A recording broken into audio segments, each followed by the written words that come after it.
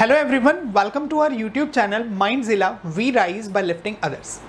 जैसा कि आप सब लोग जानते हैं कि हम लोग हमारे दो सब्जेक्ट्स को यहाँ पे कवर कर चुके हैं। उन दोनों सब्जेक्ट्स को मैंने आपको कराया था, engineering hydrology and airport engineering, right. अब उसी सीरीज को आगे बढ़ाते हुए हम लोग जो नया सब्जेक्ट डिस्कस करने वाले हैं यहाँ पे, दैट इज इरिगेशन इंजीनियरिंग। देखें, इरिगेशन इंजीनियरिंग में सबसे पहले हम लोग अगर इसके सिलेबस को क्लासिफाई करते हैं, सिलेबस को देखिए, मैंने जितना भी सिलेबस है उसको इन 6 टॉपिक्स के अंदर बाइफरकेट किया हुआ है, राइट। तो 6 टॉपिक्स में जो सबसे पहला जो टॉपिक रहेगा मेरे पास, पहली जो यूनिट रहेगी, that will be types and techniques of irrigation. इसमें हम लोग जानेंगे कि बेसिकली इरिगेशन होता क्या है, इरिगेशन की advantages, limitations of irrigation, advantages limitations के बाद में इरिगेशन का क्लासिफिकेशन किस तरीके से आता है, टाइप्स ऑफ इरिगेशन और कौन कौन से मेथड्स हैं या टेक्निक्स हैं जिनके थ्रू हम लोग हमारे जितने भी क्रॉप्स हैं उनको इरिगेट कर सकते हैं, राइट। हमारे जो फील्ड होगा, फील्ड को इरिगेट कर सकते हैं। There are 7 techniques of irrigation, जिसमें फ्लड इरिगेशन, फ्लडिंग टेक्निक हम लोग बोलते हैं। फ्लडिंग के अलावा बेसिन फ्लडिंग आता है, चेक फ्लडिंग आता है, और इस तरीके से हमारे पास में नंबर ऑफ टेक्निक्स हैं जिन टेक्निक्स को हम लोग फॉलो करके चल सकते हैं, right. Next is water requirements of crop. Next topic is water requirements of crop. इसके अंदर हम लोग कुछ एक बेसिक डेफिनेशन से डील करेंगे, जिसमें duty, delta, core period, core crops कौन कौन सी होती हैं, ठीक है, टाइप्स ऑफ सीजन्स क्या होते हैं, CCA, GCA, इनसे रिलेटेड हम लोग इसके न्यूमेरिकल्स को भी कवर करेंगे और थ्योरी भी इसकी कवर करेंगे। इसी के साथ में, इसी के अंदर हम लोग कंजम्पटिव यूज के कॉन्सेप्ट को कवर करेंगे, जो हमने इरिगेशन के साथ हाइड्रोलॉजी में जो हमने पढ़ा था इवेपोर ट्रांसपिरेशन के टर्म्स में, वो पूरा का पूरा कॉन्सेप्ट यहाँ पे एक बार दोबारा से आएगा, बट थोड़ा सा एडिशनल ही होगा उसके कंपैरिजन में, राइट। आगे जो थर्ड टॉपिक है, that is design of canal sections and water logging, जिसमें हम लोग अनलाइंड और लाइंड कैनाल्स के सेक्शंस डिजाइन के बारे में बात करेंगे। खास तौर पे आई एम श्योर आपने नाम सुना होगा Kennedy's theory and Lacey's silt theory. उन दोनों के डिजाइन प्रोसीजर्स को, डिजाइन स्टेप्स को और उनसे रिलेटेड न्यूमेरिकल्स को यहाँ पे कवर कराया जाएगा। फिर वाटर लॉगिंग में अगर बात करते हैं तो वाटर लॉगिंग होती क्या है, कितने टाइप्स की वाटर लॉगिंग होती है, कौन कौन से कॉजेज हैं, क्या इफेक्ट्स हो सकते हैं, किस तरीके से वाटर लॉगिंग को कंट्रोल किया जा सकता है, वो आएगा अपने पास वाटर लॉगिंग के अंदर। Next topic will be theory of seepage. Theory of seepage के अंदर हम लोग 2 थ्योरी से डील करेंगे। डाइवर्जन हेडवर्क, जो हम लोग बात करते हैं ना, बैराज, वेयर, इन सब के बारे में बात होगी। उसके बाद में किस तरीके से हमें थ्योरीज को डील करना है, जिसमें ब्लिक्सक्रिप थ्योरी आती है, खोसलास थ्योरी आती है, और कैनाल रेगुलेशन वर्क, कि कैनाल रेगुलेटर्स क्या होते हैं, हेड रेगुलेटर्स, कैनाल एस्केप्स क्या होते हैं, राइट। उन सबसे रिलेटेड हम लोग यहाँ पे बात करेंगे। ये जो कैनाल रेगुलेशन टॉपिक है, आप इसके साथ में भी पढ़ सकते हैं, थ्योरी ऑफ सीपेज के साथ में। आप इसको अलग से भी पढ़ सकते हैं, मिसलेनियस में भी पढ़ सकते हैं, ये कहीं पे भी आप इसे कवर कर सकते हैं, क्योंकि ये रिलेटेड नहीं है किसी के साथ में। फिर आगे आता है मेरे पास में वाटर स्टोरेज वर्क्स। अब वाटर स्टोरेज में देखिए, स्टोर, पानी को स्टोर करने के लिए जो आता है वो है डैम्स, रिजर्वायर्स एंड स्पिलवेज। तो यहाँ पे हम लोग हमारे 5th लेक्चर के अंदर हम लोग डैम्स, स्पिलवेज और रिजर्वायर से डील करेंगे। And last is miscellaneous topics, जिसमें क्रॉस ड्रेनेज वर्क। यहाँ पे ये जो टॉपिक है, 6 टॉपिक, खास तौर पे ये बहुत ज़्यादा डिटेल में नहीं कवर करना है हमें इसका सिर्फ एक ओवरव्यू लेना है, इनफैक्ट 5th और 6th दोनों का, ठीक है, क्योंकि ये यूनिवर्सिटी लेवल पे तो बहुत डिटेल में आते हैं, बट जो हमारे competitive exam point of view से अगर बात की जाए, चाहे हम गेट की बात करें, AE लेवल के एग्जाम्स की बात करें, चाहे JEE लेवल के एग्जाम्स की बात करें, तो इसमें मोस्ट ऑफ द टाइम जो एग्जामिनेशन पॉइंट ऑफ व्यू से कवर होता है वो पहली 3 यूनिट से अधिकतर एग्जाम के अंदर क्वेश्चंस कवर हो जाते हैं, राइट। इसमें वो जो वाटर स्टोरेज वर्क है या मिसलेनियस टॉपिक है, जिसमें क्रॉस ड्रेनेज वर्क है, फॉल्स के बारे में है, इसको हम लोग सिर्फ और सिर्फ ऑब्जेक्टिव लेवल से कवर करेंगे कि किस टाइप के ऑब्जेक्टिव क्वेश्चंस एग्जामिनेशन ओरिएंटेड हैं, जो आज तक एग्जाम में पूछे गए हैं या फिर पूछे जाने के चांसेस हैं, राइट। अब वापस से अगर मैं इन्हीं सभी टॉपिक्स को एक बार आपको बताऊं कि मतलब हमारी प्रेफरेंस क्या रहेगी एग्जामिनेशन पॉइंट ऑफ व्यू से, कि कौन कौन से टॉपिक्स एग्जाम में बहुत इंपॉर्टेंट हैं, तो सबसे पहले हम लोग वेटेज की बात करते हैं। तो वेटेज के अंदर सबसे पहले शुरुआत करेंगे हम लोग गेट से। देखिए, गेट एग्जाम के अंदर, in fact not only in GATE, almost सभी कॉम्पिटिटिव एग्जाम में इंजीनियरिंग हाइड्रोलॉजी और इरिगेशन इंजीनियरिंग को हमेशा एक साथ कंसिडर किया जाता है। ऑलवेज वो एक साथ लेके चलते हैं under the category of WRE, water resource engineering, right, क्योंकि दोनों के कुछ कॉन्सेप्ट्स एक दूसरे से मिलते भी हैं, राइट। और इसी के साथ में इनकी जो टोटल वेटेज है, overall weightage engineering hydrology and irrigation engineering की, ये लगभग आपको गेट के अंदर 5 से 6 मार्क्स में मिलेगी, जिसमें लगभग 2 से 3 क्वेश्चन जो हैं वो आते हैं इंजीनियरिंग हाइड्रोलॉजी के, और 2 से 3 मार्क्स का आपको इरिगेशन इंजीनियरिंग मिलेगा, राइट। अभी अगर मैं रीसेंट गेट 2020 की बात करूं तो इस बार ऐसा हुआ था पिछले 6 साल के रिकॉर्ड को ब्रेक करते हुए कि इस बार गेट के अंदर इंजीनियरिंग हाइड्रोलॉजी के क्वेश्चंस कम थे और इरिगेशन इंजीनियरिंग के क्वेश्चंस ज़्यादा थे। लेकिन इससे पहले जो होता है आज तक वो हाइड्रोलॉजी ज़्यादा आता था, इंजीनियरिंग और इरिगेशन इंजीनियरिंग कम आता था। ठीक, आगे अगर बढ़ते हैं ईएस लेवल के एग्जाम की तरफ तो बेटा मैंने जैसा कि आपको बताया कि ये 3 टॉपिक्स जो हैं these are most important topics, जिसमें से फर्स्ट टॉपिक जो है दिस इज कंप्लीटली थ्योरी। ये बिल्कुल एग्जैक्टली थ्योरी है, इसमें कोई चांसेस नहीं है न्यूमेरिकल के। ठीक है, थोड़ा बहुत एसएआर से रिलेटेड एक आधा न्यूमेरिकल बन जाए तो बात अलग है, but most of the time इससे थ्योरी ही कवर होती है। जो सेकेंड और थर्ड यूनिट है ये थ्योरी एंड न्यूमेरिकल दोनों पॉइंट ऑफ व्यू से इंपॉर्टेंट है, जिसमें प्री लेवल के दैट मीन्स एमसीक्यू टाइप के और डिस्क्रिप्टिव लेवल के बहुत अच्छे लेवल के न्यूमेरिकल्स की फॉर्मेशन यहाँ से रहती है। राइट, हमें ऐसा कुछ नहीं देखना है कि ये टॉपिक इंपॉर्टेंट है तो हम सिर्फ यही कवर करेंगे, ये वाले टॉपिक्स कवर नहीं करेंगे, हम सभी के सभी टॉपिक्स 1 बाय 1 कवर करेंगे। राइट, और दूसरी चीज़ मैं आपको ये बता दूं कि बहुत से स्टूडेंट्स को अभी भी कन्फ्यूजन है, पता नहीं पूरा होगा या नहीं होगा। पहले भी एक चैनल पे इरिगेशन इंजीनियरिंग स्टार्ट हुआ था बट किसी कारण से वो बंद हो गया था। ठीक है, तो मैंने उसमें टोटल 6 स्टार्टिंग के लेक्चर्स डिस्कस किए थे। यहाँ पे आपको इन लेक्चर्स में कुछ एक्स्ट्रा ही मिलेगा उसके कंपैरिजन में। राइट, और कोशिश रहेगी, इनफैक्ट कोशिश नहीं रहेगी, मैं अश्योर करता हूँ आपको कि आपका पूरा का पूरा सब्जेक्ट कवर हो जाएगा, बट थोड़ा सा आपको पेशेंस रखना पड़ेगा क्योंकि लेक्चर्स जो है वो 1 बाय 1 ही आ पाएंगे। राइट, हम एक साथ में पूरी की पूरी प्लेलिस्ट अपडेट नहीं कर सकते। तो चलिए अपने सीरीज को बढ़ाते हैं, टाइम को वेस्ट ना करते हुए हम लोग स्टार्ट करते हैं हमारे फर्स्ट टॉपिक की तरफ, that means types and techniques of irrigation. तो मतलब हम लोग आज अपनी फर्स्ट यूनिट को स्टार्ट करेंगे। आज तो हम सिर्फ एक बेसिक आइडिया लेंगे, ज़्यादा कुछ नहीं कवर करेंगे, जिसमें इरिगेशन के टाइप्स, इरिगेशन होती क्या है, इसकी एडवांटेजेस क्या हैं, लिमिटेशंस क्या हैं, इन सब को हम लोग आज डिस्कस करने वाले हैं। राइट, तो अब इसके अंदर जो फर्स्ट यूनिट है मेरे पास में, उस फर्स्ट यूनिट को ध्यान में रखते हुए सबसे पहले हम शुरू करते हैं हमारी basic term, that means irrigation से। अब इरिगेशन होता क्या है इसके बारे में शुरुआत करते हैं। देखिए, सबसे पहले अगर मैं इरिगेशन पॉइंट ऑफ व्यू से आपको बोलूँ, इरिगेशन देखो हम लोगों ने इंजीनियरिंग हाइड्रोलॉजी को स्टडी किया। हाइड्रोलॉजी में मैं उसी के साथ ही रिलेट करके चलूँगा अपनी इंजीनियरिंग इरिगेशन इंजीनियरिंग को हाइड्रोलॉजी के साथ में। ठीक, अब हाइड्रोलॉजी में हम लोग डील करते थे natural occurrence and distribution of water से, कि किस तरीके से वाटर रेनफॉल की फॉर्म में अर्थ सरफेस पे पहुंच रहा है, ये पानी आगे कौन कौन से पार्ट्स के अंदर डिस्ट्रीब्यूट होगा, और डिस्ट्रीब्यूशन के साथ में हमें कौन कौन से लॉसेस मिलते हैं, एब्स्ट्रैक्शंस क्या हैं, उन सब से हम लोग डील करते थे। अब मान लेते हैं, देखिए पूरे ऑल ओवर इंडिया की अगर बात की जाए, ऐसा तो है नहीं कि पूरे के पूरे जितना अपना इंडिया है पूरी कंट्री के अंदर रेनफॉल यूनिफॉर्म हो और जितनी रिक्वायरमेंट हो उतना ही हो। ऑब्वियसली कम भी हो सकता है और ज़्यादा भी हो सकता है। ध्यान आया कुछ इंडेक्स ऑफ वेटनेस में मैंने आपको बताया था, good year bad year. Right, तो क्योंकि non uniform distribution of rainfall through out the country exist करता है, तो जिसके कारण से हम लोग ये कभी भी एश्योर नहीं कर सकते, हम लोग ये कभी भी नहीं बता सकते कि रेनफॉल ज़्यादा होगा या कम होगा। अब जिस एरिया में रेनफॉल ज़्यादा है, या अगर मैं साथ में बोलूँ कि हमारे पास इंडिया के अंदर तो खास तौर पे रेनफॉल का जो मेन डिपेंडेंसी है वो मानसून सीजन है ऑल ओवर, अगर ऑन एन एवरेज इंडिया की बात की जाए तो। राइट, तो मानसून सीजन में तो हमें बहुत अमाउंट ऑफ वाटर मिल जाता है, लेकिन बाकी टाइम में पानी नहीं मिलता प्लांट्स के लिए। तो उस कंडीशन को, इन दोनों कंडीशंस को ओवरकम करने के लिए हम लोग क्या करते हैं, अपनी तरफ से जितना आर्टिफिशियली इरिगेशन, आर्टिफिशियली वाटर की सप्लाई करते हैं लैंड के ऊपर, ताकि जो क्रॉप्स हैं वो बड़ी आसानी से प्रॉपरली ग्रो कर जाएं, तो उस टाइप की आर्टिफिशियल एप्लीकेशन को नाम दिया जाता है इरिगेशन।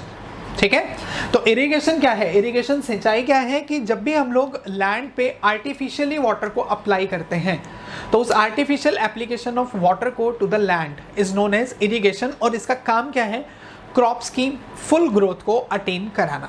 ठीक, तो इरिगेशन की अगर डेफिनेशन से ही शुरुआत करते हैं तो डेफिनेशन क्या बनेगी, it is the artificial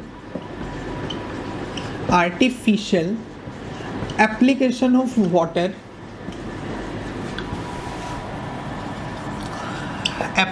of water to the land.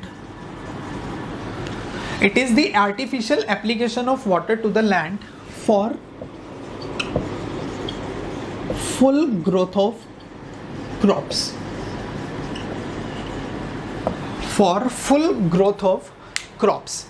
ठीक, तो इस टाइप के प्रोसेस को, इस टाइप की टेक्निक को हम लोग नाम देते हैं इरिगेशन। अब एक लेवल और आगे बढ़ते हैं। वो जो नेक्स्ट लेवल है मेरे पास में, ये है, देखिए मैंने बताया कि रेनफॉल, क्योंकि नॉन यूनिफॉर्म डिस्ट्रीब्यूशन है रेनफॉल का लैंड के ऊपर, एरिया वाइज रेनफॉल वेरी कर सकता है। कुछ एरिया में बारिश ज़्यादा हो सकती है, रेनफॉल ज़्यादा हो सकती है, कुछ एरिया में रेनफॉल कम होगी। तो डेफिनेटली अगर रेनफॉल कम होगी तो हमारे पास जो एरिया है, जितने रीजन्स हैं, जितने एरियाज हैं, इनको भी हम लोग दो पार्ट्स में कैटेगराइज कर देते हैं। First one is known as arid region, arid region. And इसी से मिलता जुलता जो सेकंड है मेरे पास में, इस सेकंड को नाम दिया जाता है semi arid region. Arid region and semi arid reason. चलिए अब वन बाय वन इन दोनों के बारे में डिस्कस करते हैं। देखिए एरिड, एरिड का मतलब होता है ड्राई, सूखा। ये बोलता है कि अपने पास में खास तौर पे अगर मैं एक लैंड को लेकर कंसिडर करता हूँ, यहाँ पे हमने एक लैंड को कंसिडर किया जिसमें प्लांट्स ग्रो कर रहा है। ये कोई भी एक प्लांट है अपने पास में, कुछ इस तरीके से देखने मिल रहा है मुझे, राइट। अब इसके ग्रोथ के लिए हमें पता है कि नेचुरली भी सॉइल के अंदर थोड़ा बहुत मॉइस्चर प्रेजेंट होता है, राइट। अब कई बार ऐसा भी तो हो सकता है जो अपनी क्रॉप है, जो अपनी प्लांट्स हैं, ये इस नेचुरल मॉइस्चर को गेन करके भी तो ग्रो कर सकती है, ठीक। तो उससे रिलेटेड है ये arid region and semi arid reason. ये बोलता है वो एरिया जिसमें मेन क्रॉप्स के ग्रोथ के लिए, एक होती है मेन क्रॉप्स और एक होती है इन्फीरियर्स का मतलब होता है मेन क्रॉप्स नहीं होती, ये सेकेंडरी क्रॉप्स हैं, जो खरपतवार जिसको हम लोग बोलते हैं, वीड बोल देते हैं। कि कई बार देखते हैं ना कि ऐसे ही नॉर्मली ग्राउंड में ग्रास ग्रो कर गई या कुछ अलग अलग छोटे छोटे प्लांट्स ग्रो कर जाते हैं, वो है इन्फीरियर्स, जिनको हमने इंटेंशनली ग्रो नहीं किया है। तो ये बोलता है एक ऐसा एरिया जिसमें मेन क्रॉप्स और इन्फीरियर्स दोनों के लिए आर्टिफिशियली वाटर को अप्लाई करने की रिक्वायरमेंट होगी, दैट मीन्स इरिगेशन की रिक्वायरमेंट होगी। तो उस कंडीशन को, उस टाइप के एरिया को नाम देते हैं एरिड रीजन। इसका मतलब क्या हुआ? इसका मतलब ये हुआ कि जो एरिड रीजन है मेरे पास में, ये एरिड रीजन में जो सॉइल के अंदर नेचुरल मॉइस्चर है ये बहुत कम है, या ऐसा बोल सकता हूँ है ही नहीं। क्योंकि अगर कम होगा तभी तो इन्फीरियर्स और मेन क्रॉप्स को दोनों को पानी की रिक्वायरमेंट होगी और इरिगेशन की रिक्वायरमेंट एग्जिस्ट करेगी। तो इसी से रिलेटेड अगर सेमी एरिड रीजन डिफाइन करता हूं तो सेमी एरिड रीजन कौन सा बनेगा? ये वो रीजन, ये वो एरिया हो जाएगा जिसमें क्या होगा, इन्फीरियर्स के लिए तो वाटर की रिक्वायरमेंट्स नहीं होगी। मतलब इन्फीरियर सॉइल में थोड़ी बहुत नमी है, सॉइल में थोड़ा बहुत मॉइस्चर प्रेजेंट है, जिससे इन्फीरियर्स तो आसानी से ग्रो कर सकते हैं, लेकिन मेन क्रॉप्स के लिए वाटर की रिक्वायरमेंट्स एग्जिस्ट करेगी। मेन क्रॉप्स के लिए इरिगेशन की रिक्वायरमेंट होगी और इन्फीरियर्स विदाउट इरिगेशन ग्रो कर सकते हैं by the use of natural moisture. तो उस टाइप के एरिया को हम लोग नाम दे देते हैं सेमी एरिड रीजन्स, ठीक। तो एरिड रीजन और सेमी एरिड रीजन की अगर डेफिनेशन की बात की जाए तो ये बोलते हैं the area in which irrigation is necessary. Irrigation is necessary for main crops and inferiors both. The area in which irrigation is necessary for main crops and inferiors both is known as arid region. ठीक है, चलिए semi arid reason की तरफ बढ़ते हैं। Semi arid reason क्या बोलता है? वो एरिया जिसमें इरिगेशन की रिक्वायरमेंट मेन क्रॉप के लिए तो पड़ेगी लेकिन इन्फीरियर्स के लिए नहीं पड़ेगी। Inferiors can grow without irrigation, तो उसको नाम क्या दिया जाएगा फिर? Semi arid region. तो semi arid region, the area in which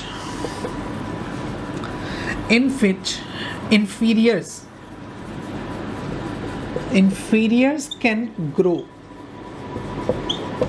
without irrigation.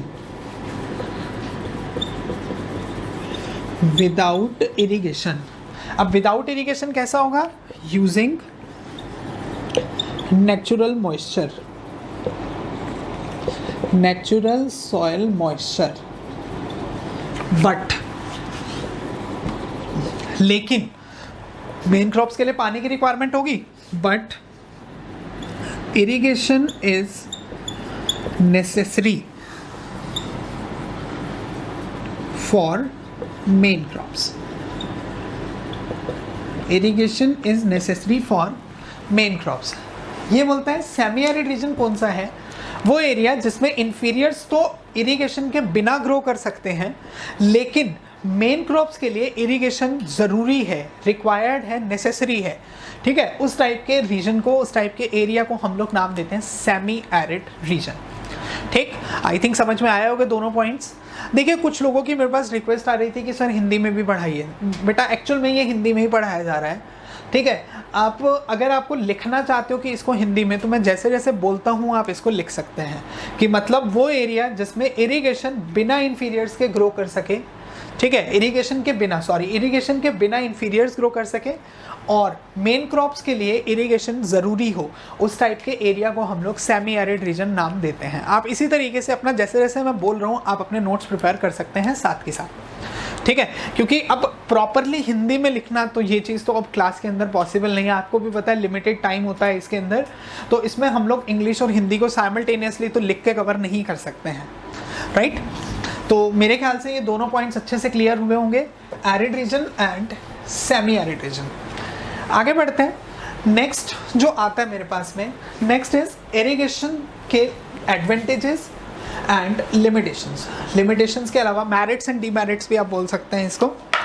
तो पहले शुरुआत करते हैं advantages of limitation. Advantages of irrigation.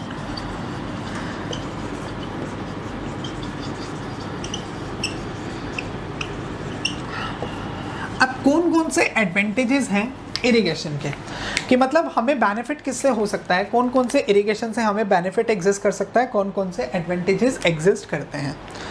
तो ये बोलता है इरिगेशन के जो मेजर एडवांटेजेस मेरे पास हैं, इसमें जो पहला बेनिफिट है, अब देखो अगर हम प्रॉपरली वाटर सप्लाई करेंगे, जितनी प्लांट को रिक्वायरमेंट होगी उतना पानी सप्लाई करेंगे, तो प्लांट की ग्रोथ मैक्सिमम होगी और दैट मीन्स क्रॉप का प्रोडक्शन जो होगा वो इंक्रीज हो जाएगा। तो इरिगेशन का मेजर जो एडवांटेज है that is increase in crop production,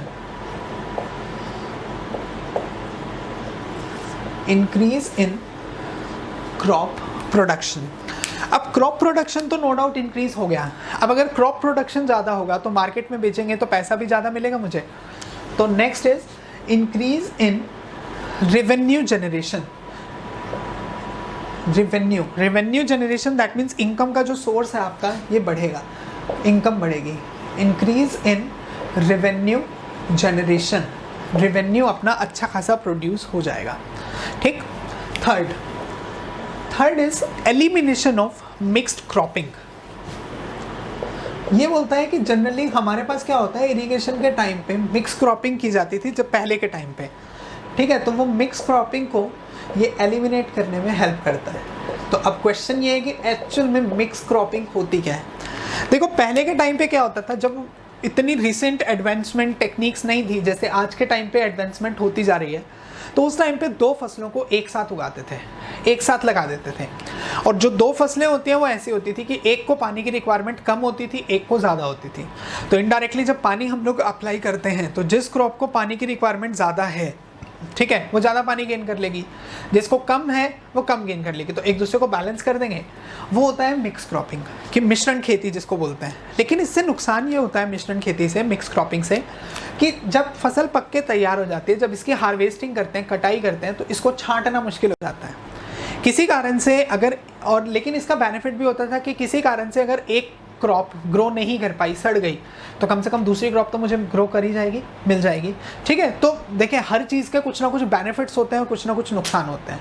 लेकिन ये मिक्स क्रॉपिंग का मेजर जो लिमिटेशन थी वो लास्ट में आती थी कि हार्वेस्टिंग के बाद में इसको अलग करना मुश्किल हो जाता है, तो जिसकी वजह से आगे मार्केट में फिर बेचने में प्रॉब्लम होती थी। और डेफिनेटली क्रॉप प्रोडक्शन भी फिर तो कम हो जाएगी क्योंकि दो खेती होंगी, राइट। तो ना तो वहाँ पे ग्रोथ मैक्सिमम हो पाई, ना यहाँ पे ग्रोथ मैक्सिमम हुई। ठीक है, तो पार्शियल हो जाएगा ना, डिवाइड हो जाएगा हमारे पास में। तो उस चीज़ को ख़त्म करने के लिए, अवॉइड करने के लिए हमने टेक्निक्स को यूज़ किया, इरिगेशन को यूज़ करना स्टार्ट किया और इनडायरेक्टली हम लोगों ने मिक्स क्रॉपिंग को एलिमिनेट कर दिया। ठीक, अब एलिमिनेशन ऑफ मिक्स क्रॉपिंग के बाद में फोर्थ आता है generation of hydro electric powers. Generation of hydro electric powers.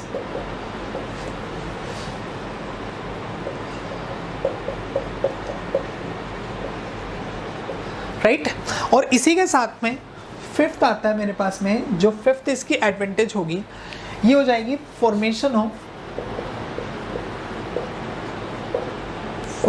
Of canals.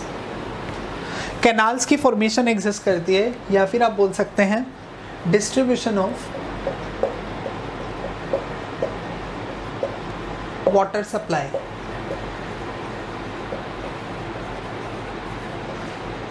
Distribution of water supply, इसको समझने की कोशिश करते हैं।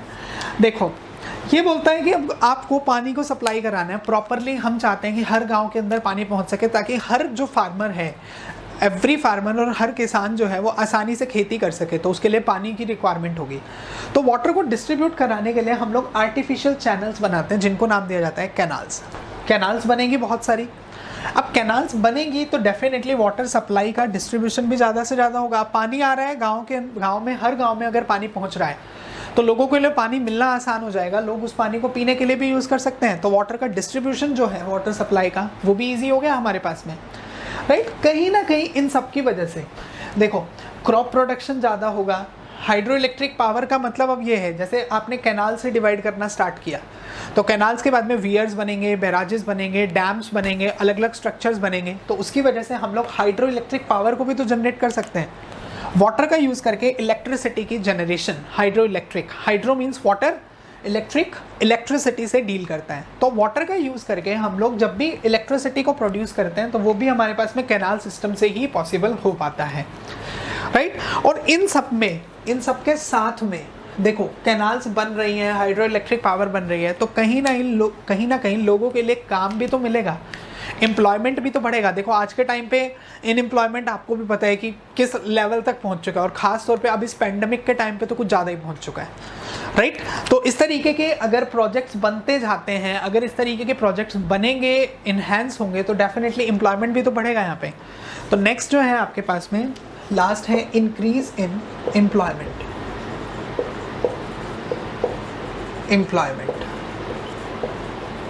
वैसे तो बहुत सारे इसके एडवांटेजेस हो सकते हैं, बट ये हैं इसके मेजर एडवांटेजेस। इसको अगर ध्यान में रखना हो तो आप ऐसे भी याद रख सकते हैं कि हम एडवांटेजेस को दो पार्ट्स में बांट सकते हैं इरिगेशन में, direct advantages and indirect advantages. अब डायरेक्ट एडवांटेजेस ये जितने मैंने लिखे हैं ये डायरेक्ट एडवांटेजेस हैं कि क्रॉप प्रोडक्शन बढ़ेगा, revenue generation, mix cropping. Indirect benefits में वाटर सप्लाई डिस्ट्रीब्यूशन आसान हो जाएगा, हाइड्रो इलेक्ट्रिक पावर बनेगी, एम्प्लॉयमेंट रेट इंक्रीज हो जाएगी। तो इनको आप आगे फर्दर बाइफरकेट कर सकते हो, direct advantages and indirect advantages. Right अब बढ़ते हैं आगे कि लिमिटेशंस कौन कौन सी एग्जिस्ट करती हैं, या फिर what are the major demerits of irrigation. Limitation of irrigation. अब अगर इरिगेशन के लिमिटेशंस की बात करते हैं तो देखिए सबसे पहला है कि अब इतना सारा सिस्टम आपको बनाना पड़ेगा पानी को सप्लाई करने के लिए, कैनाल्स बनानी पड़ेंगी। राइट कैनाल्स बनाने के लिए ज़मीन हमें चाहिए, वाटर के लिए प्रॉपर हमें पंप्स अरेंजमेंट लगाना पड़ेगा, सब कुछ इस तरीके का अरेंज करना पड़ेगा। तो ये जो है ये बहुत महंगा पड़ जाता है। तो it requires high initial investment. No doubt ये पैसा मुझे वापस मिलेगा, लेकिन वो धीरे धीरे मिलेगा। इनिशियल इन्वेस्टमेंट, कई बार हम पेपर में पढ़ते हैं ना कि इतने 100 करोड़ का एक प्रोजेक्ट है मेरे पास में, घोटाले में भी हम लोग पढ़ते हैं। ठीक है तो एक्चुअल में स्टार्टिंग में तो पैसा बहुत सारा लगेगा इस सिस्टम को बनाने में, वो धीरे धीरे मुझे कैसे मिलेगा, धीरे धीरे इलेक्ट्रिसिटी प्रोड्यूस होगी, इसके थ्रू गवर्नमेंट के पास आएगा, इनके थ्रू हेल्प मिलेगी। तो इनडायरेक्टली नॉर्मली मेरे पास में पैसा बाद में आएगा, लेकिन रिटर्न रेट स्लो होगी, इन्वेस्टमेंट बहुत ज़्यादा हाई इसमें रिक्वायर्ड है। ठीक सेकेंड इज, अब देखो कोई भी चीज़, अब मुझे ये तो पता लग गया कि पानी मिल रहा है, प्लांट में लगाना है, फील्ड में लगाना है। अब यही पानी अगर मुझे प्रॉपर नॉलेज नहीं है, मैं बहुत सारा पानी लगा दूं तो उसकी वजह से, एक्सेस इरिगेशन की वजह से प्रॉब्लम हो जाती है। और वो प्रॉब्लम क्या है मेरे पास में, वो है water logging. Water logging due to excess irrigation. Excess लिख दो, ओवर इरिगेशन लिख दो, एक ही बात है। देखो वैसे तो वाटर लॉगिंग आगे डिटेल में आएगा, बट हम एक बार थोड़ा सा एक आइडिया ले सकते हैं क्योंकि वर्ड आ गया है मेरे पास में। तो देखो ये इस तरीके से अपने प्लांट ग्रो कर रहे थे।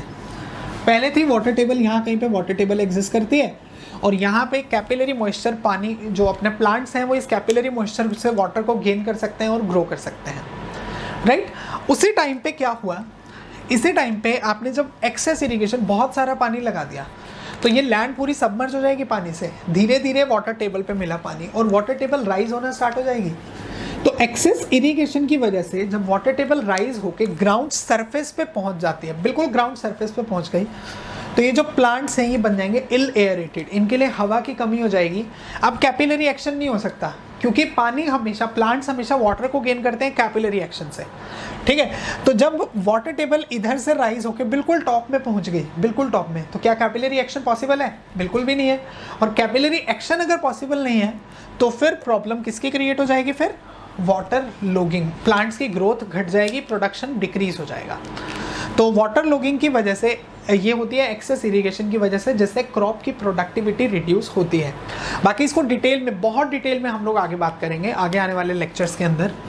अब जो थर्ड है मेरे पास में, थर्ड जो मेरे पास में आता है, इस थर्ड में हम लोग लेके चलते हैं लिमिटेशंस के अंदर। Next is water born diseases. Water borne diseases, ठीक। देखो नॉर्मली आज के टाइम पे, जैसा कि आप लोग जानते हैं कि हम लोग क्रॉप की ग्रोथ को बढ़ाने के लिए और इनफैक्ट इंसेक्ट्स को रिड्यूस करने के लिए हम बहुत सारे पेस्टिसाइड्स और केमिकल्स यूज़ करते हैं। अब आपने यहाँ पे पेस्टिसाइड्स अप्लाई किए, ठीक।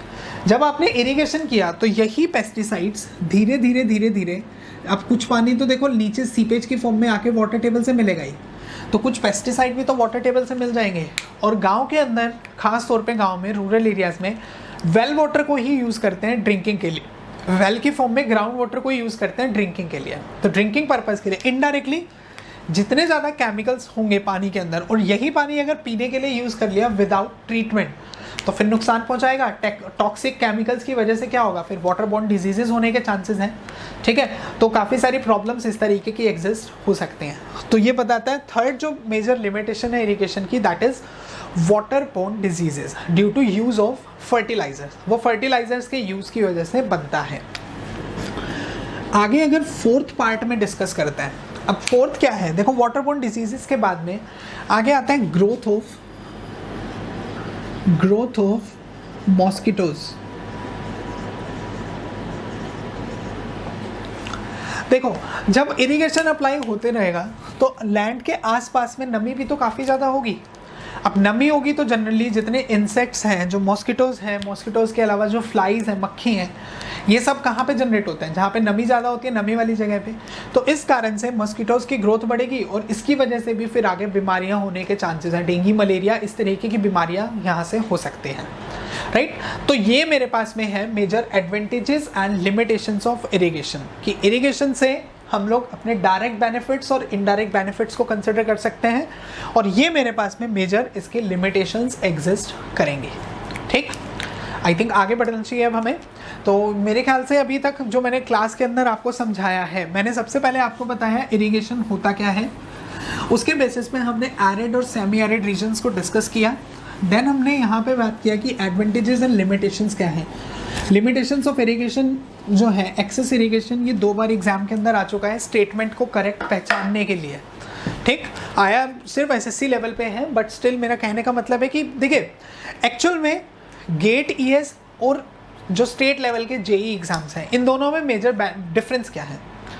गेट ईएस इतनी छोटी चीज़ें नहीं पूछता, खासतौर पे गेट। ईएस में तो फिर भी आ सकते हैं। गेट कॉन्सेप्ट पे ज़्यादा ध्यान देता है, कॉन्सेप्ट के बेसिस पे न्यूमेरिकल आने के चांसेस ज़्यादा हैं, या क्वेश्चन को तोड़ मरोड़ के आपसे पूछेगा, इस तरीके से पूछेगा कि आपको उस पर कॉन्सेप्ट लगाना पड़ेगा, अपना दिमाग लगाना पड़ेगा। जो स्टेट लेवल के जो एजेई एग्जाम्स हैं वो कुछ क्वेश्चंस डायरेक्टली पूछते हैं, स्टेटमेंट के फॉर्म में पूछ लिया कि करेक्ट स्टेटमेंट पहचानो, इनकरेक्ट स्टेटमेंट पहचानो, या सीधा सा है ऑप्शन पहचानो, कोई न्यूमेरिकल दिया तो फॉर्मूला बेस्ड न्यूमेरिकल दे दिया। ये इन दोनों में मेजर डिफरेंस है जो कि अधिकतर स्टूडेंट्स नहीं कर पाते। जो गेट की प्रिपरेशन करते हैं वो बोलते हैं कि गेट तो कर लिया, जेई तो मैं आसानी से निकाल दूंगा। तो भाई जेई निकालने के लिए आपको छोटे छोटे पॉइंट्स को पढ़ने की ज़रूरत पड़ेगी, ठीक है।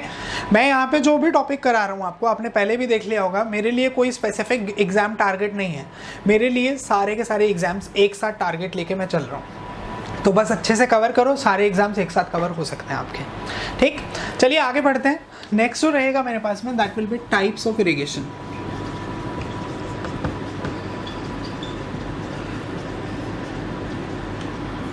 Types of irrigation.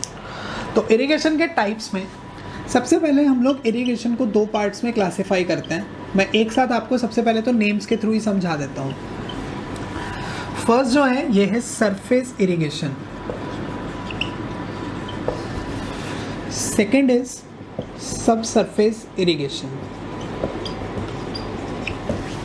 Surface irrigation, सब सरफेस इरिगेशन, ठीक। एक और भी होता है ओवरहेड इरिगेशन, वो आगे बताऊंगा। बट मेजर जो इरिगेशन की क्लासिफिकेशन,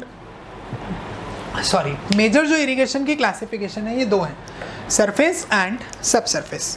अब जो सरफेस इरिगेशन है ये आगे फिर दो पार्ट्स में डिवाइड हो जाता है। First one is flow irrigation, second is lift irrigation. Flow irrigation and lift irrigation. अब अपना आगे जो फ्लो इरिगेशन है ये फिर दो पार्ट्स में बढ़ जाएगा, ये आगे फर्दर दो पार्ट्स में टूट जाएगा। जो पहला जो पार्ट मेरे पास में बचेगा फ्लो इरिगेशन का, इसको हम लोग नाम देते हैं, ये बनता है अपने पास में पेरेनियल इरिगेशन। Perennial irrigation. और ऐसे ही जो दूसरा बनता है, this is known as flood irrigation या फिर इनंडेशन। फ्लड इरिगेशन या फिर इनंडेशन इरिगेशन। ये पेरेनियल इरिगेशन फिर आगे फर्दर दो पार्ट्स में क्लासिफाई हो जाता है। जो पहला रहता है मेरे पास में, दिस इज डायरेक्ट इरिगेशन, और दूसरा रहता है मेरे पास में इनडायरेक्ट इरिगेशन, ठीक। अब डायरेक्ट इरिगेशन आ गया समझ में। इनडायरेक्ट की बजाय आप इसको लिख सकते हैं storage irrigation, this is more appropriate, storage irrigation, ठीक। फिर सब सरफेस इरिगेशन की अगर बात करते हैं तो सब सरफेस इरिगेशन फिर दो पार्ट्स में टूट जाएगा। अब जो पहला है सब सरफेस इरिगेशन के अंदर फर्स्ट वाला, इसको नाम क्या देते हैं, इसको हम लोग नाम देते हैं नेचुरल सब सरफेस इरिगेशन।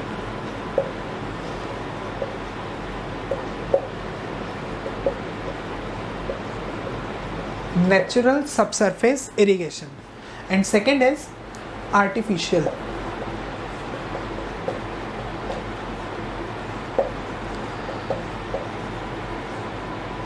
आर्टिफिशियल सब सरफेस इरिगेशन।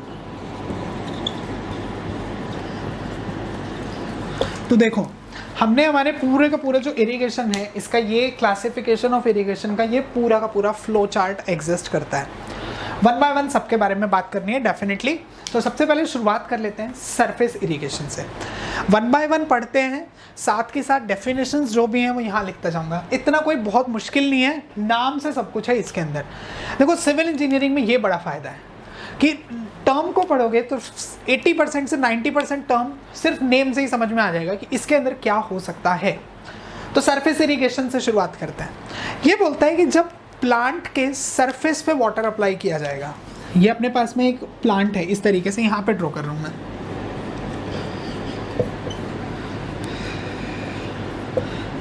ये प्लांट बना अपने पास में, ठीक। तो इसमें हमने क्या किया है, यहाँ पे इसके टॉप सरफेस को हम लोग वेट करा देते हैं। इसके टॉप सरफेस पे पानी लगा देंगे यहाँ पे। तो जब इसके टॉप सरफेस पे आप वाटर अप्लाई करेंगे तो टॉप सरफेस कंप्लीटली वेट हो जाएगा। तो इस टाइप के इरिगेशन को नाम क्या दिया जाएगा, सरफेस इरिगेशन, ठीक।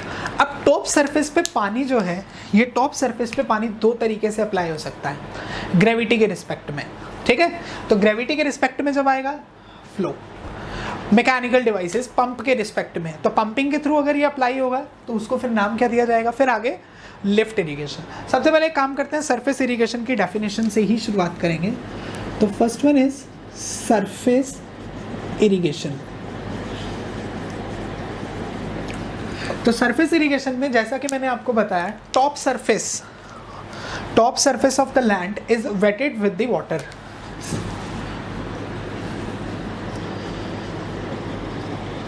top surface of the land is wetted with the water. ठीक, अब इसके बाद में ये तो हो गया अपने पास में पहला पॉइंट। अगला पॉइंट ये बोलता है मोर than 70% land is irrigated by surface irrigation in India. India के अंदर सरफेस इरिगेशन ही एक प्राइम सोर्स माना जाता है, ठीक है, और जिससे लगभग 70% से ज़्यादा लैंड, 70 से इनफैक्ट कुछ बुक लिखते हैं 75% लैंड एग्जैक्ट क्वांटिटी, बट वो एग्जैक्ट नहीं है। This is about more than 70% land which can be irrigated using और which is irrigated using surface irrigation. ठीक है, जितना हम लोग प्रैक्टिकली देखते हैं, हम लोग देखते हैं क्या है किस तरीके से, खासतौर पर नॉर्थ इंडिया में बात करूं तो हम लोग अपने एरिया को, जितना अपना लैंड होता है उसको छोटे छोटे पार्ट्स में बांट देते हैं, ठीक है, डोलास की हेल्प से, जिसको हम लोग बंड्स बोलते हैं। ठीक, तो हमने जो छोटे छोटे बंड्स बना के, या फिर जो हम लोग लेवीज बोल सकते हैं उसको, लेवीज बना के हमने छोटे छोटे एरिया में डाला पानी और उसके अंदर पानी को स्टोर करा दिया। ठीक है, तो जब पानी वहां पे कुछ देर तक रुका रहेगा तो top surface of land completely wet हो गया ना, तो ये कैसा बना अपने पास में, ये बना अपने पास में सरफेस इरिगेशन। तो next point, in India more than 70% land is irrigated with surface irrigation. तो 70% से ज़्यादा लैंड इंडिया के अंदर हम लोग सरफेस इरिगेशन से इरिगेट करते हैं। तीसरे पॉइंट पे अगर बात करता हूँ तो तीसरा पॉइंट इसी के अंदर क्या बताता है, अभी मैंने आपको बताया कि सरफेस इरिगेशन हम कैसे अप्लाई कर सकते हैं। It can be done by gravity और पंपिंग। ग्रेविटी और पंपिंग के थ्रू हम इन्हें प्रोवाइड कर सकते हैं। अब कैसे हो सकता है ग्रेविटी और पंपिंग से, अब इसके बारे में बात करते हैं। देखो, फ्लो इरिगेशन यही है, ग्रेविटी के रिस्पेक्ट में फ्लो, पंपिंग के रिस्पेक्ट में लिफ्ट। ये बोलता है पानी अवेलेबल है हायर लेवल पे, ठीक है, वाटर का सोर्स ऊपर है, रिक्वायरमेंट लैंड है लोअर लेवल पे, तो डेफिनेटली हायर से लोअर लेवल पे लाने में हम लोग ग्रेविटी के रिस्पेक्ट में पानी को सप्लाई कर सकते हैं। तो ये कैसा बना अपने पास में, फ्लो इरिगेशन। घर के अंदर जो वाटर सप्लाई होती है, पानी की छत पे टंकी बनी हुई है, रिक्वायरमेंट क्या है, वाटर टैंक तो ऊपर है, रिक्वायरमेंट नीचे की साइड में टैप के थ्रू पानी आता है, तो वो कैसे हो रहा है, ग्रेविटी के रिस्पेक्ट में फ्लो हो रहा है, वो इरिगेशन नहीं है। घर में हम इरिगेशन नहीं कर रहे, मैं सिर्फ एक एग्जांपल दे रहा हूँ कि वो कैसा बन गया अपने पास में, ग्रेविटी। तो ग्रेविटी के थ्रू जब भी वाटर का फ्लो होगा तो उस टाइप की इरिगेशन को नाम देते हैं हम लोग फ्लो इरिगेशन।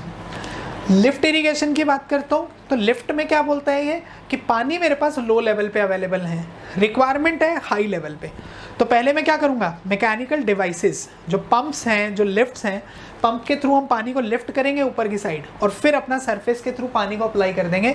तो ये कौन सी इरिगेशन हो गई, लिफ्ट इरिगेशन। अब इन दोनों में अगर देखा जाए, देखो फ्लो इरिगेशन तो नॉर्मली मैंने बताया कि ग्रेविटी में पानी ऊपर है, नीचे की साइड में पानी ट्रांसफर करना आसान है, ठीक है, और आसान होने के कारण से ग्रेविटी के रिस्पेक्ट में पानी को कंट्रोल नहीं कर सकते, तो यहाँ पे पानी की वेस्टेज होने के चांसेस ज़्यादा हैं फ्लो में। लिफ्ट में ये जो इरिगेशन आता है ये आता है वेल या ट्यूबवेल से। तो डेफिनेटली अब देखो लिफ्ट के थ्रू पानी आएगा तो पानी को पहले हम स्टोर करेंगे, उसके बाद में हम लोग यूज़ करेंगे उसको। तो कंपैरेटिवली लिफ्ट इरिगेशन इसके कंपैरिजन में इसमें जो वाटर की वेस्टेज है वो बहुत कम एग्जिस्ट करती है, ठीक है। तो अब लिखते हैं इन दोनों की डेफिनेशन। पहले बात करेंगे flow irrigation.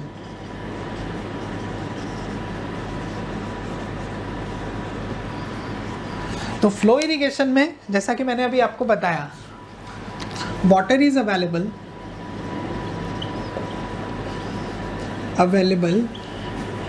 Eight higher level and requirement is at lower level। तो अब जो इरिगेशन आएगा उस इरिगेशन को नाम देंगे फ्लो इरिगेशन, ठीक है। फ्लो के बाद में तो इसमें जो वाटर का फ्लो होगा, flow of water takes place कौन से फोर्स के थ्रू, अंडर ग्रेविटी, यही वाला पॉइंट काम का है इसमें कि ग्रेविटी के थ्रू जब इरिगेशन होता है तो उस इरिगेशन को हम लोग नाम क्या देते हैं, उस इरिगेशन को नाम दिया जाता है फ्लो इरिगेशन। ये पॉइंट इसके अंदर काम का है, इस पॉइंट पर जरूर मार्क कर लेना।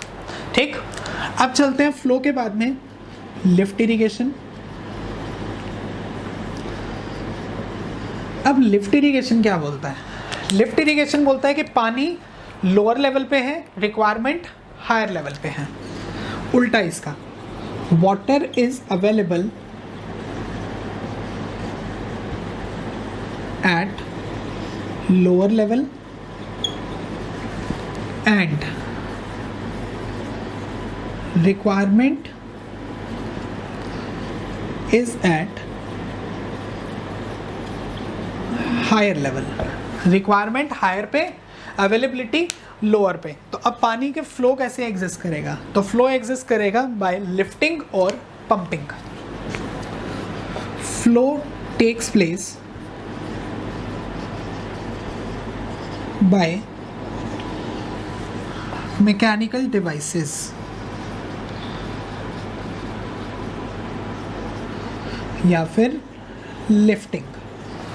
ठीक, अब लिफ्ट इरिगेशन का एग्जाम्पल काम का है कि कौन से सोर्स के थ्रू हम लोग लिफ्ट इरिगेशन कर सकते हैं। तो लिफ्ट इरिगेशन के सबसे कॉमन एग्जाम्पल, सबसे अच्छा एग्जाम्पल जो इसका मैंने अभी आपको बताया, ये है irrigation from wells and tubewells. Irrigation from wells and tubewells. ठीक है, तो ये बना अपने पास में फ्लो इरिगेशन। आगे बढ़ते हैं, अब इस साइड से रब कर देते हैं, यहाँ पे भी लिख लेंगे ताकि बोर्ड छोटा है ना, तो जिसके कारण से अब मैनेज तो करना ही पड़ेगा अभी फिलहाल। फ्लो हो गया, लिफ्ट हो गया। अगला जो है मेरे पास में पेरेनियल इरिगेशन। तो perennial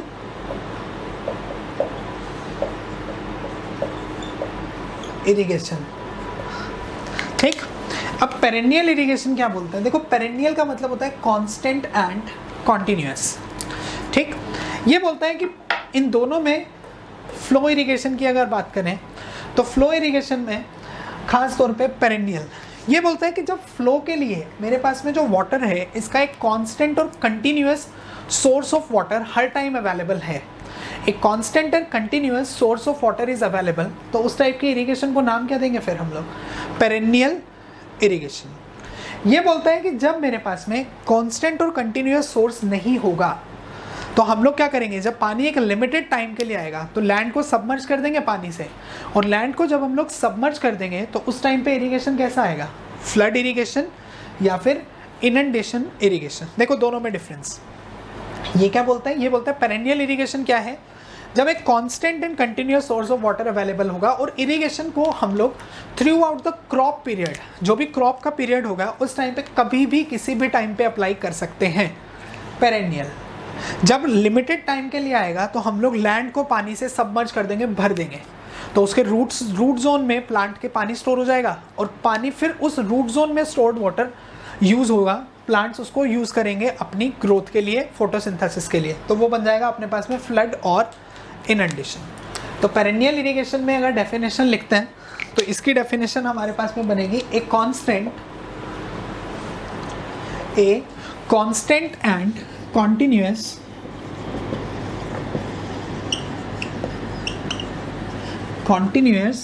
source of water is always available. Constant and continuous source of water is always available for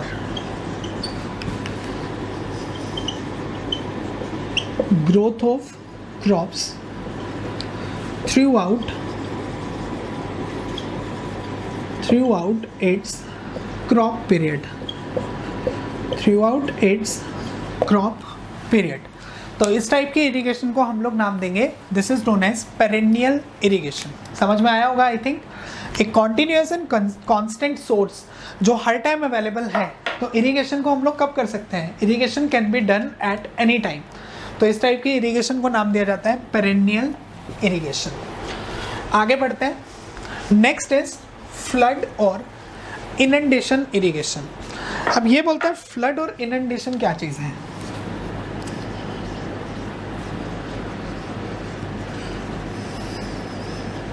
देखिए इनंडेशन का मतलब होता है सैलाब, ठीक।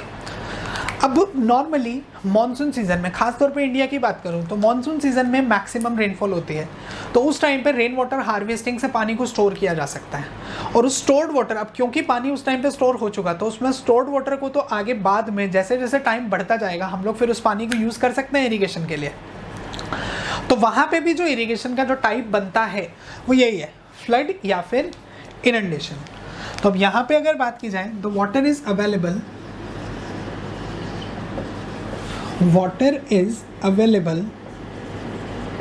For limited time period.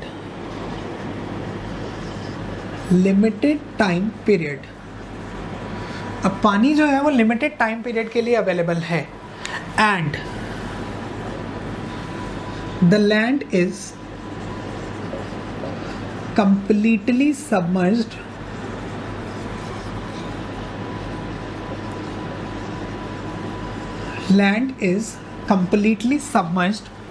with water। Land जो है वो कंप्लीटली पानी से सबमर्ज हो चुकी है, ठीक है।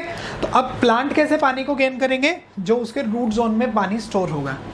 Water stored in root zone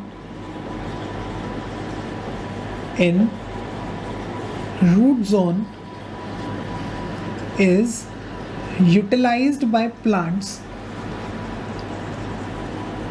for their growth।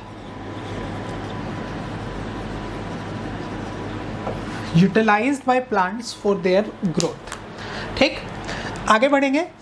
Next जो है मेरे पास में फ्लड इरिगेशन के बाद में अगला, जैसा कि आप बोर्ड पे भी देख सकते हैं, एक है डायरेक्ट इरिगेशन और दूसरा है स्टोरेज इरिगेशन। पेरेनियल के दोनों पार्ट्स हैं, डायरेक्ट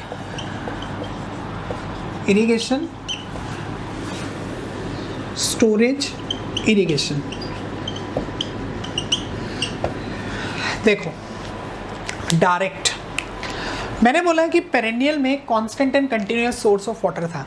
एक कैनाल जा रही है इस तरीके से यहाँ से, तो जब कैनाल जा रही है इसमें पानी हर टाइम आता ही आता है मिनिमम। कैनाल की बजाय रिवर मान लो, क्योंकि रिवर में तो साल के 12 महीने पानी रहेगा ही रहेगा, डेफिनेटली कम ज़्यादा हो सकता है बट पानी तो है ना, राइट। तो मैंने क्या किया, जो कैनाल या रिवर जा रही थी, जो भी सोर्स ऑफ वाटर, जो भी स्ट्रीम था, अगर मैं उस पर एक छोटा सा एक स्ट्रक्चर बना लूँ, डाइवर्जन वर्क, जैसे डैम्स, नॉट डैम्स, वियर्स या बैराज बना लिए।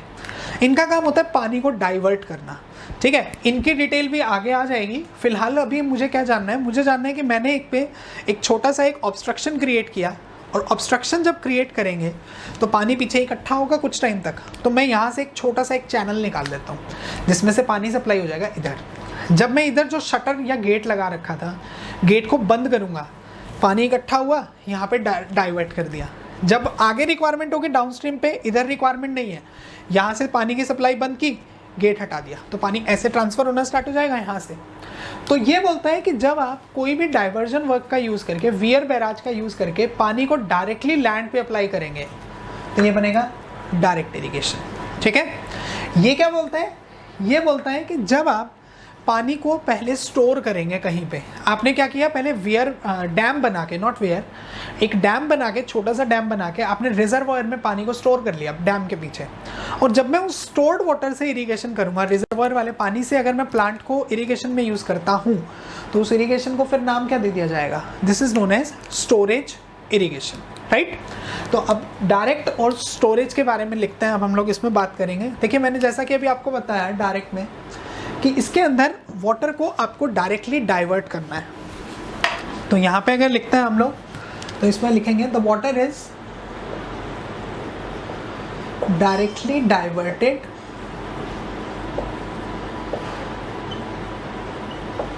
Diverted from stream of water। The water is directly diverted from stream of water। अब diverted जो होगा stream of water से, जब water divert होगा तो कैसे होगा, by use of weir and barrage। ये पॉइंट ध्यान रखना है। डायरेक्ट इरिगेशन के लिए कौन सा स्ट्रक्चर हम लोग बनाते हैं, तो ये स्ट्रक्चर बनेगा आपके पास में वियर एंड बैराज। ये पॉइंट काम का है, एग्जाम में आ सकता है कि वियर बैराज की हेल्प से वाटर डाइवर्ट होगा, तो उस टाइम पे इरिगेशन कौन सा होगा, तो ये बनेगा अपने पास में direct irrigation. Storage irrigation, storage irrigation क्या बोलता है, ये बोलता है स्टोरेज इरिगेशन कि वाटर को डायरेक्टली डाइवर्ट नहीं करेंगे, पहले पानी को स्टोर करेंगे। Water is stored in reservoirs, stored in reservoirs using storage works. Storage works में क्या आता है, dams, using dams, and this stored water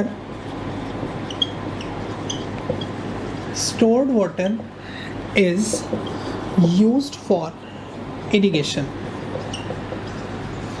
Stored water is used for irrigation. तो ये जो टाइप बनेगा आपके पास में, ये टाइप बनेगा आपके पास में स्टोरेज इरिगेशन का। ठीक है, तो आज की क्लास में अभी तक हमने पढ़ा है यहाँ पे इरिगेशन क्या होती है, इरिगेशन के मेन एडवांटेजेस क्या हैं, इरिगेशन की लिमिटेशंस क्या हैं, हम लोग आगे फर्दर इरिगेशन को किस तरीके से बाइफरकेट कर सकते हैं, और हमने सरफेस इरिगेशन का पूरा कंप्लीट क्लासिफिकेशन यहाँ से कवर किया। राइट, आज की क्लास में हम इतना ही बात करेंगे, बाकी हम लोग नेक्स्ट क्लास में जब भी बात करेंगे तो नेक्स्ट क्लास में मिलेंगे तो हम वहाँ पर शुरुआत करेंगे सब सरफेस इरिगेशन से। सब सरफेस इरिगेशन होता क्या है, और सब सरफेस इरिगेशन के बाद में जो नेचुरल सब सरफेस है, आर्टिफिशियल सब सरफेस इरिगेशन है, इसके बारे में बात करेंगे। एक हम लोग डिस्कस करेंगे आगे लिफ्ट इरिगेशन की एडवांटेजेस फ्लो इरिगेशन के रिस्पेक्ट में। मैंने बताया ना फ्लो और लिफ्ट, अभी तो देखो डेफिनेशन से काम चलाया। अगली क्लास में ही हम लोग बात करेंगे कि what are the major benefits of lift irrigation over flow irrigation, और इसके मेथड्स या फिर टेक्निक्स को शुरू करेंगे। जो 7 टेक्निक्स हैं उसमें से देखते हैं कि कितनी टेक्निक्स हम लोग नेक्स्ट क्लास में कवर कर सकते हैं। सो बेटा, अगर आपको आज की क्लास अच्छी लगी है तो इस क्लास को मैक्सिमम से मैक्सिमम लाइक कीजिए, शेयर कीजिए अपने फ्रेंड्स के साथ में, ताकि ये अच्छे से इरिगेशन जो है, जो हमारा सब्जेक्ट है इरिगेशन इंजीनियरिंग, इसको आप अच्छे से एंजॉय कर सको, और एंजॉय करने के साथ साथ आप इससे रिलेटेड हर टाइप के क्वेश्चंस को सॉल्व कर सको। राइट, जैसा कि आप सबको पता भी है कि हर टॉपिक के कंप्लीट होने के बाद हम लोग हमारे टेलीग्राम ग्रुप के अंदर क्वेश्चंस शेयर करेंगे हर टॉपिक के, हर यूनिट के कंप्लीट होने के बाद में, तो डेफिनेटली वो यहाँ भी होगा। तो इससे रिलेटेड आप अगर टेलीग्राम ग्रुप को ज्वाइन करना चाहते हैं तो लिंक आपको डिस्क्रिप्शन बॉक्स में मिल जाएगा, तो आप डिस्क्रिप्शन बॉक्स में हमारे लिंक के थ्रू ज्वाइन कर सकते हैं। राइट, और मेरे कॉन्टैक्ट डिटेल्स भी वहीं पे गिवन है, व्हाट्सएप नंबर भी गिवन है, और इसी के साथ में मेल आईडी भी गिवन है, तो आप उसके थ्रू मुझे कॉन्टैक्ट कर सकते हैं in case of any problem, any doubt related to your studies. तो मिलते हैं नेक्स्ट क्लास में, तब तक के लिए please like the video, comment on the video and share with your friends. और अगर चैनल अब तक आपने सब्सक्राइब नहीं किया है तो please subscribe the channel so that you will never miss any update. ठीक, और तब तक जितना हो सके मैक्सिमम पढ़ाई कीजिए, इन टॉपिक्स को अच्छे से रिवाइज़ कीजिए, जो सब्जेक्ट आप कवर कर चुके हैं वो भी रिवाइज़ कीजिए, जिस भी लेवल की आप प्रिपरेशन कर रहे हैं उससे रिलेटेड मैक्सिमम क्वेश्चन सॉल्व कीजिए। आपको भी पता है without solving questions you will not be able to even crack any kind of exam. So question solving is most important. तो उसके लिए आपको पता है, जैसा कि जितनी भी रेफरेंस बुक्स आप फॉलो कर रहे हैं, बस आपको क्वेश्चंस उसके लगाते जाना है, जिसमें डाउट हो आप हमारे पास भेज सकते हैं। थैंक यू सो मच, मिलते हैं नेक्स्ट क्लास में।